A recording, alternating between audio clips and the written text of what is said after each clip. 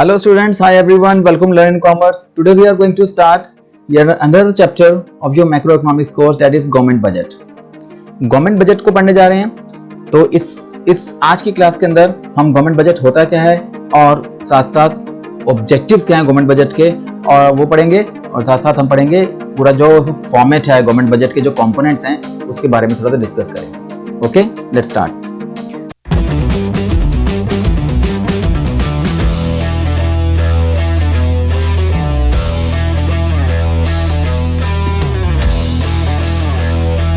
तो government budget होता क्या है? गवर्नमेंट बजट जैसे एक आम आदमी एक अपने फैमिली का बजट बनाता है कि मेरे पास इस महीने इतनी इनकम आएगी और इतना खर्चा होगा, तो अपने होने वाले इनकम जो उसके पास इनकम आनी है और होने वाले जो खर्चे हैं पूरे महीने के, उन दोनों का एक स्टेटमेंट तैयार करेगा, पूरा समरी तैयार करेगा, कहाँ कहाँ किस किस जगह इलेक्ट्रिसिटी का खर्चा देना है, कहाँ फीस देनी है। जैसे आम आदमी बजट बनाता है पूरे महीने का, ऐसी सरकार भी अपना पूरे साल का बजट बनाती है। तो बजट है क्या? बजट एक एनुअल स्टेटमेंट है। एक एनुअल स्टेटमेंट है आपके एस्टिमेटेड रिसिप्ट्स की और एंटिसिपेटेड खर्चे की। मींस अगर गवर्नमेंट को लगता है कि मेरे पास ये सारे खर्चे होने हैं, उन खर्चों का एक पूरा लेखा जोखा रख लेगी और उससे इनकम आने वाली है उस इनकम की भी डिटेल बनाएगी कि कहां कहां से मेरे पास इनकम आएगी और कहां का मुझे खर्चा करना है। ठीक है ना? तो इन सब चीजों का एक समरी, एक स्टेटमेंट तैयार कर दी जाएगी जिसको बोलते हैं हम गवर्नमेंट बजट। अब गवर्नमेंट बजट को आगे बढ़ने से पहले हम एक चीज और ध्यान रखनी है कि ये जो बजट बनाया जाता है ये हर लेवल बनाया जाता है। सरकार जो बनाती है वो हर लेवल बजट बनाती है। मींस चाहे वो नेशनल लेवल पर हो, चाहे वो स्टेट लेवल पर हो, चाहे वो लोकल लेवल पर हो, हर लेवल पर बजट बनाया जाता है। लेकिन हम हमारे इस कोर्स के अंदर, हमारे चैप्टर के अंदर हमने सिर्फ नेशनल बजट यानी कि यूनियन बजट पढ़ना है जो सेंट्रल गवर्नमेंट बनाती है। यूनियन बजट हमारे इस कोर्स के अंदर है which is prepared by central government. अब इसमें बजट के अंदर सरकार ने क्या दिखाया कि मेरे पास अलग अलग हेड्स में खर्चे कहां कहां होने हैं और मेरे पास इनकम कहां कहां से होनी है। तो यूनियन बजट जो बना रहे हैं ये बनाया जाता है गवर्नमेंट के ऑब्जेक्टिव्स के बेस पर। गवर्नमेंट क्या अचीव करना चाहती है? Budget is prepared according to objectives of government, as per objectives of government, कि सरकार क्या अचीव करना चाहती है, सरकार के पास क्या प्लान्स हैं। तो सरकार क्या अचीव करना चाहती है उसके बेस पर सरकार अपने बजट बनाती है। और बजट के लिए चीज जो ध्यान रखनी है कि नॉर्मली पहले क्या होता था, ये जब भी साल शुरू होता है उससे एक महीना पहले यानी कि 28 फरवरी को, फरवरी के लास्ट दिन पे ये बजट प्रिपेयर करते हैं, पार्लियामेंट के अंदर पास इसको प्रेजेंट किया जाता है। लेकिन अब ये पिछले 2-3 साल से ये 1 फरवरी को बजट बनाया जाता है। तो budget is presented before parliament on 1 February every year. हर साल 1 फरवरी को अगले होने वाले साल यानी कि 1 अप्रैल को जब साल शुरू होता है, 1 अप्रैल से 31 मार्च के लिए 1 फरवरी को ये बजट प्रिपेयर किया जाता है, प्रेजेंट किया जाता है। प्रिपेयर तो पहले हो जाता है, प्रेजेंट किया जाता है। और ये दोनों हाउसेस में बजट प्रेजेंट किया जाता है, आपके दोनों हाउसेस में, लोकसभा और राज्यसभा दोनों हाउसेस में प्रेजेंट करके जब वहां से अप्रूवल हो जाता है देन उसका भेजा जाता है ये प्रेसिडेंट के पास। और प्रेसिडेंट जब इसको अप्रूव कर देता है देन वो फिर देश का बजट इंप्लीमेंट करने के लिए भेज दिया जाता है। तो कहानी क्या पता लगी कि सरकार पहले अपने ऑब्जेक्टिव्स के बेस पर एक बजट बनाती है कि कहां कहां से मेरे पास पैसा आना है और कहां कहां मुझे खर्च करना है। पूरा अपना ऑब्जेक्टिव के बेस पर बजट बना लिया पूरे साल का, फाइनेंशियल ईयर का। फाइनेंशियल मतलब 1 अप्रैल से 31 मार्च का जो पूरा साल चलेगा। अगर हम अगले साल की बात करते हैं, फॉर एग्जांपल 1 अप्रैल 2021 से 31 मार्च 2022 तक अगर ये हम बजट बनाते हैं तो इसका बजट की डेट आएगी इसकी 1 फरवरी 2021। यानी इस दिन पार्लियामेंट में पेश किया जाएगा, प्रेजेंट किया जाएगा, वहां पर लोकसभा राज्यसभा में जब पास हो जाएगा उसके बाद प्रेसिडेंट के पास भेज दिया जाएगा और फिर वो जब पास हो जाएगा तो इंप्लीमेंट कर दिया जाएगा पूरे देश के अंदर 1 अप्रैल 2021 से। ठीक है ना? तो हमारे पास ये देख लिया कि तीनों लेवल्स बजट बनाया जाता है। लेकिन मेन समरी क्या है? हमारे एंटिसिपेटेड एक्सपेंडिचर, जो होने वाले खर्चे हैं और जो होने वाले हमारे पास आने वाले रिसिप्ट्स हैं, उन सब का एक स्टेटमेंट, एक समराइज स्टेटमेंट तैयार कर दी जाएगी, that is called government budget. Okay, अब गवर्नमेंट बजट ये तो मैंने पहले होता क्या है। अब बात करते हैं बनाया क्यों जाता है, what are the objectives of government budget. तो ऑब्जेक्टिव में सबसे पहला जो हमारा पॉइंट आता है, proper allocation and reallocation resources. सरकार बजट बना रही है, कुछ मकसद से बना रही है। गवर्नमेंट क्या करती है, गवर्नमेंट प्रॉपर एलोकेशन करती है रिसोर्सेज का अपने बजटरी पॉलिसी के थ्रू। गवर्नमेंट ने हर साल पॉलिसी बनाई है, उन पॉलिसीज के थ्रू गवर्नमेंट चाहती है कि एक तो प्रॉफिट मैक्सिमाइजेशन भी चलता रहे, यानी कि किस तरीके से प्रॉफिट मैक्सिमाइज करना है देश के अंदर, और सोशल वेलफेयर को भी आगे लेके जाना है। तो सोशल वेलफेयर और प्रॉफिट मैक्सिमाइजेशन दोनों का एक बैलेंस बना के रखते हुए सरकार एक पॉलिसी बनाती है, और उन पॉलिसी, अब जो पॉलिसी बनाई जा रही है वो भी सरकार अपने प्रायोरिटीज को देखती है। प्रायोरिटीज क्या है, प्रायोरिटी प्रॉफिट कमाना है या सोशल वेलफेयर है। तो सभी का बैलेंस बनाते हुए सरकार बजट में चीजें डालती है। जैसे कि इसके अंदर सरकार कुछ चीजों पर कंसेशन दे सकती है या सब्सिडी दे सकती है। फॉर एग्जांपल सरकार चाहती है वेलफेयर बढ़ाना है, तो वेलफेयर बढ़ाने के लिए सरकार गरीब लोगों को सब्सिडी दे सकती है। सरकार प्लान में डाल देगी कि ये चीजें आम पब्लिक को सस्ते में दी जाएंगी, कम रेट पे दी जाएंगी, तो वहां पर वो सब्सिडी दे सकती है। साथ ही कई जगह पर टैक्स कंसेशन देती है गवर्नमेंट, कई बार टैक्स कंसेशन देती है इन्वेस्टमेंट्स के लिए। कंपनीज को, एंटरप्रेन्योर्स को वो इन्वेस्टमेंट करने के लिए एक प्रमोट कर सकती है, उनको इंसेंटिवाइज कर सकती है टैक्स कंसेशन देकर। इसी तरीके से सरकार कई जगह पर हो सकता है कि किसी चीज की कंजम्पशन को कम करवाना चाहती है, मान लो हार्मफुल कमोडिटी, चाहे लिकर हो या तंबाकू हो, इस पर टैक्स लगा देगी, इस पर ज्यादा टैक्सेस लगाकर उसकी कंजम्पशन को कम करने की कोशिश की जाएगी। मींस क्या करना चाहती है वो, इस सब्सिडीज के थ्रू, कंसेशंस के थ्रू या कहीं कहीं पर टैक्सेस लगाकर गवर्नमेंट सोशल वेलफेयर और प्रॉफिट मैक्सिमाइजेशन दोनों का एक बैलेंस बना के रखती है। ऐसी पॉलिसी बनाती है कि अपने रिसोर्सेज को एलोकेट किया जाए, और जहां पर एलोकेटेड हैं वहां से निकालकर हो सकता है किसी और जगह रीएलोकेट किया जाए। तो वो चाहती है जस्टिफाइबल एलोकेशन रिसोर्सेज, यानी कि रिसोर्सेज ऐसे एलोकेट किए जाए जगह जगह जो जस्टिफाई हो सके, यानी जिसमें आम पब्लिक का वेलफेयर बढ़ सके। तो इस आम पब्लिक के वेलफेयर को बढ़ाने के लिए सरकार जो जो इस में कदम उठाएगी बजट के अंदर, वो वेलफेयर को आगे लेके जाएगी। हो सकता है कि कई जगह पर प्राइवेट सेक्टर कहीं पर भी इंटरेस्ट ना दिखाए कि चीज हमने नहीं बनानी, कि इसमें प्रॉफिट नहीं है, तो सरकार उस चीज को अपने खुद हाथों में लेती है और चीज को बनाती है। तो government can directly undertake the production of those commodities where private investors are not interested. तो इस तरीके से गवर्नमेंट अपने खर्चों को कहां कहां डाल सकती है, चाहे सब्सिडीज के थ्रू हो या इसके थ्रू इंसेंटिव देने के थ्रू, कंसेशन देने के थ्रू। तो सरकार ये भी तो अपने बजट में डालेगी ना कि किस तरीके से अपने रिसोर्स को रीएलोकेट करती है, सो दैट सोशल वेलफेयर भी बढ़ता जाए और साथ साथ प्रॉफिट मैक्सिमाइजेशन भी देश के अंदर होती रहे।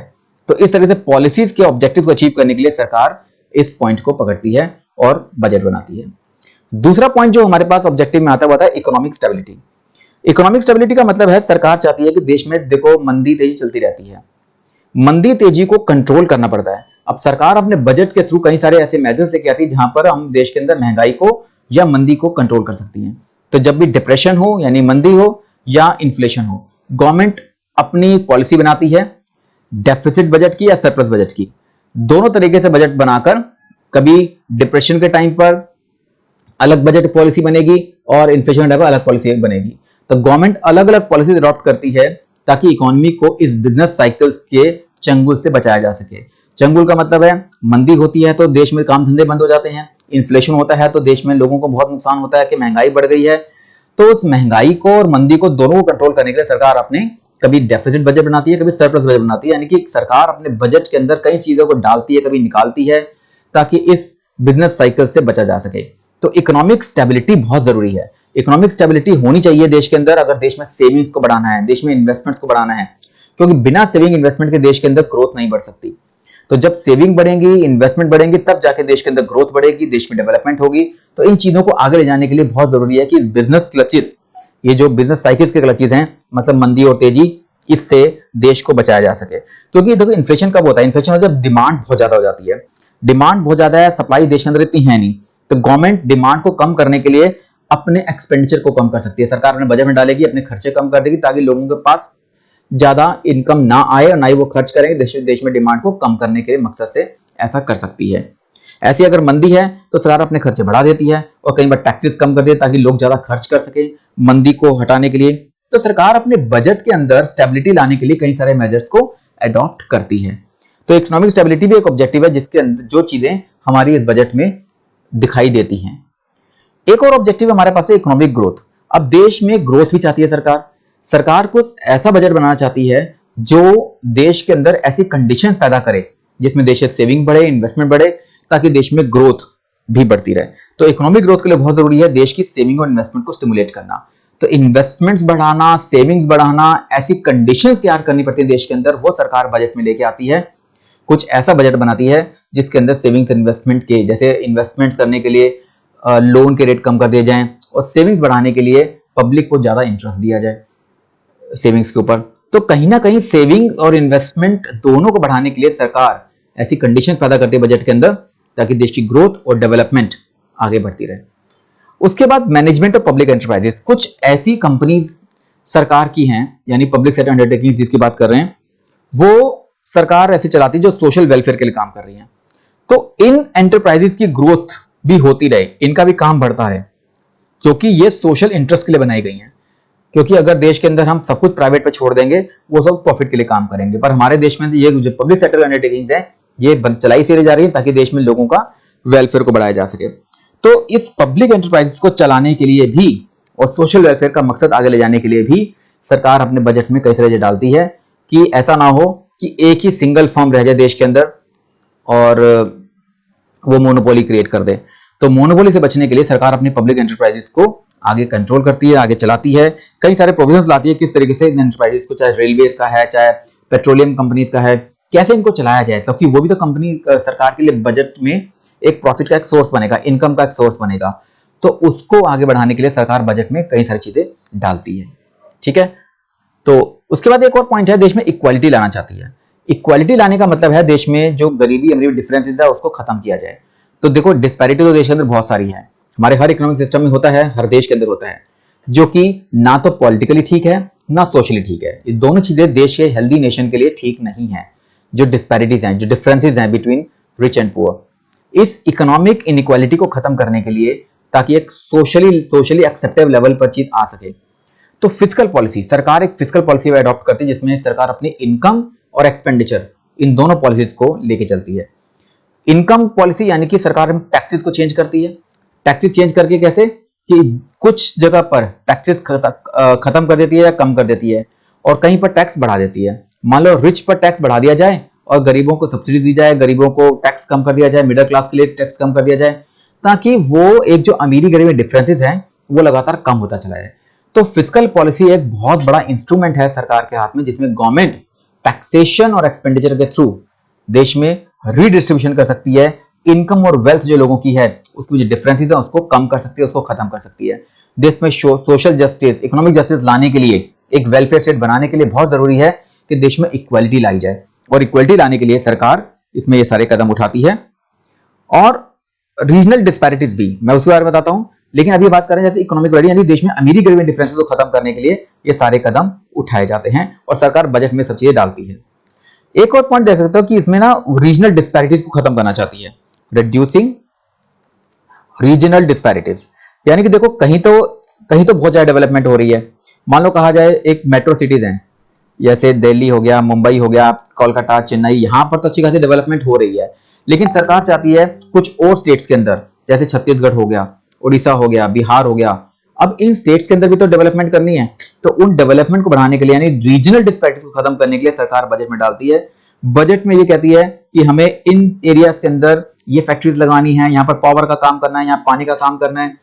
तो इन अलग अलग जो रीजन्स में डिस्पैरिटीज हुई पड़ी हैं, तो उन डिस्पैरिटीज को खत्म करने के लिए सरकार बजट में कई सारी चीजें डालती है।